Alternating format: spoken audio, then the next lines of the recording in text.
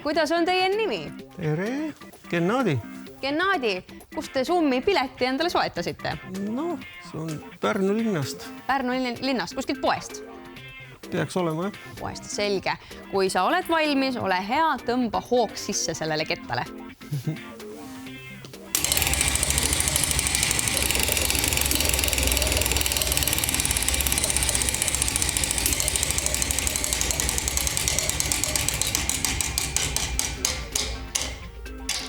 Ja nii napilt oleks ka 15 000, aga tuli 1800 eurot. Mis sa selle summaga peale hakkad?